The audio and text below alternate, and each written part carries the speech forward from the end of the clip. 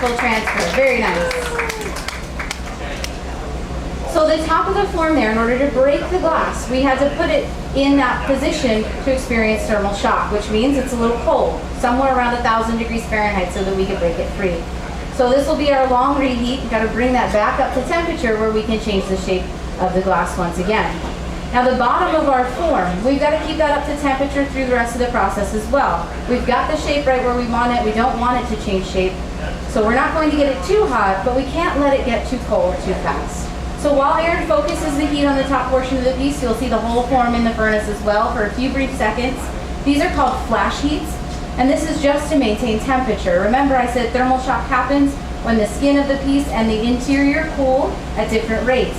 So as the surface cools faster than the interior, we take a flash heat, and that reheats the surface to meet back up with the interior or the core, so the glass doesn't feel any stress and start cracking up.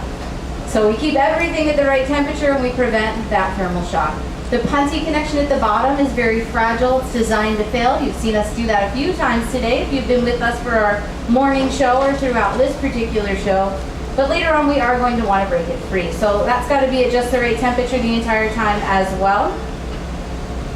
Would you like a board? Okay.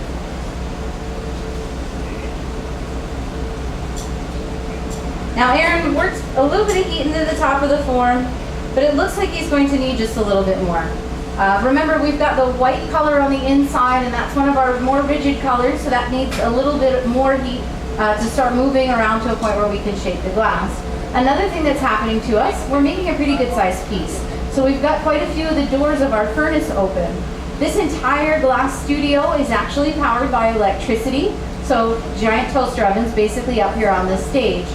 And if you have ever worked on a gas stove versus an electric stove, you understand how the heat's a little bit different. Basically, the electric unit recuperates its heat very slowly. So as we open up all these doors to fit these larger pieces in, we're losing an abundant amount of heat, and it takes a while for this to warm back up. So in a gas-fired unit, Aaron's used to working maybe around 2,500 degrees Fahrenheit. We're probably somewhere around maybe 20 or 1,900 degrees Fahrenheit right now because we've had those doors open to accommodate the larger piece. So this means the time frame that he's used to, as far as how long it takes to warm up the glass enough that he can manipulate it, it's a little bit longer. So he's got to work with that as well. As I said, we're always reacting to the material and I guess to our equipment as well. We've kind of got to work around a lot of things. Blowing glass is extremely challenging. It takes years of practice to learn. I think Annette was talking about how long we've all been working with glass, over a decade for each of us. And then, you know, the Corning Museum of Glass, where the Hot Glass Show comes from, and the museum that we all work for, they said, let's send our glass blowers out on a cruise ship and set them up with an electric studio that they've never worked in before. So there's a few challenges. Working out in direct sunlight adds a challenge as well because the sunlight causes that glow of the glass to be harder to see. And occasionally we have a few rough days at sea. There's a lot of waves that can add a little bit of fun to the Hot Glass Show as well. But we're not usually stopped by anything except for maybe a lot of rain. That might stop us, and that's just because our stage starts to get all slippery. But the biggest thing is lightning. Because standing on deck 15 of a cruise ship with a 4-foot metal pole is a bad idea. So if you see lightning, you're probably not going to see a Hot Glass Show. It's just too dangerous. What are you doing? Catching lightning? What are those things called again? I always forget. Lightning rod. No, Aaron knows. Say it again. I can't say it. Fulgurites? Okay.